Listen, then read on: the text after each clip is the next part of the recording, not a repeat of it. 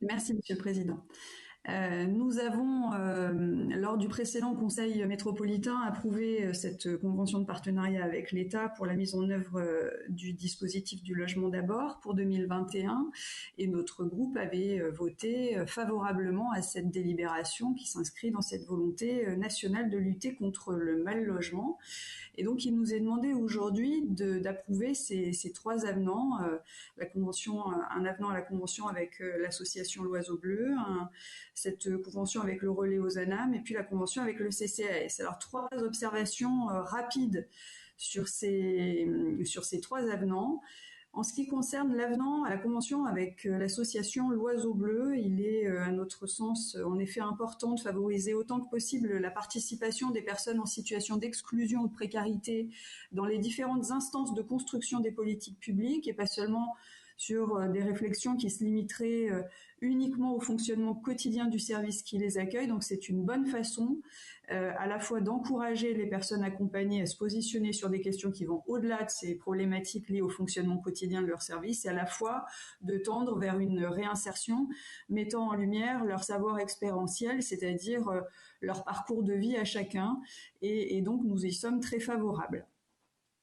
S'agissant de l'avenant à la convention de partenariat avec Ozanam pour la poursuite de l'expérimentation, le pôle d'accompagnement, on ne peut que regretter le manque de précision qui justifie une subvention complémentaire de 30 000 €. On parle dans la délibération, pas dans l'avenant, d'une réorganisation de l'équipe en sous-collectif, de l'élaboration de nouveaux outils de suivi de l'accompagnement. On reste un petit peu sur notre faim, ça reste un peu obscur. Voilà, on regrette effectivement qu'il n'y ait pas un peu plus d'informations sur les ambitions de cette subvention complémentaire. Et puis troisième et dernier point, et c'est une réflexion plus générale, nous avions déjà évoqué ce point lors du dernier Conseil métropolitain. Le principal point de vigilance à avoir réside à notre sens dans le fait que ce sont les communes qui disposent du plus gros volume de logements sociaux ou de logements à loyer plutôt bas qui risquent d'être le plus impactés par le dispositif du logement d'abord.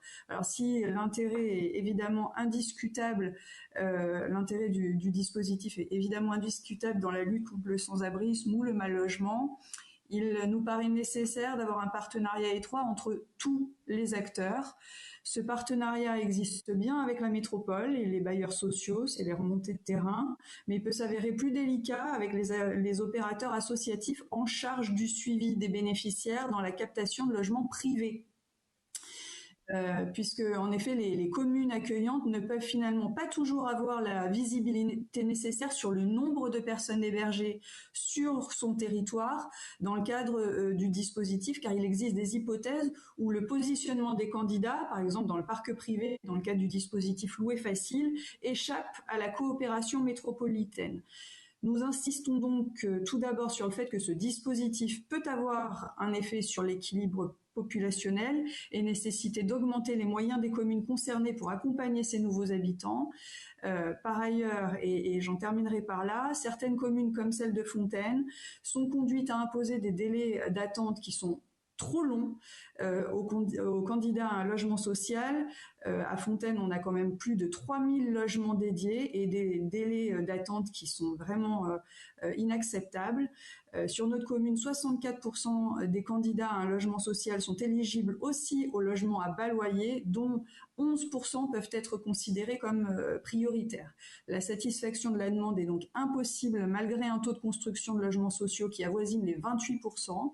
Nous voterons donc pour la délibération, mais il nous semble que la question de la solidarité métropolitaine sur ce sujet demeure posée. Merci.